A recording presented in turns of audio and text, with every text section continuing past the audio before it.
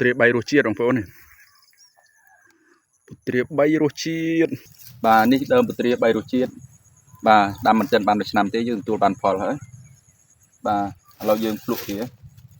បាទនេះផ្លែធំល្អណាស់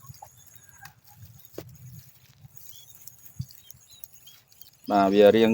អាចខ្លះវារៀងតង្កោដោយសារយើងអត់បានប្រើថ្នាំនេះអត់តង្កោទេរសជាតិជូរអែម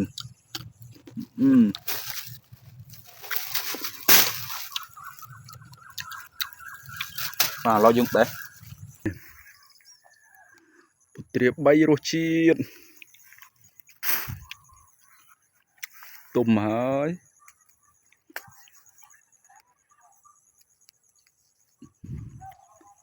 ផ្លែវាជូរអែមតូចបាទពណ៌លឿង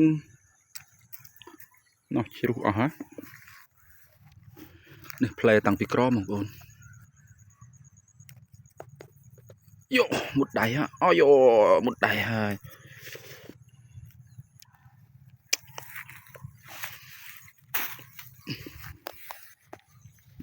បេះខាងនេះល្ងាចហើយបងប្អូនអើយរៀងល្ងាចបន្តិចហើយ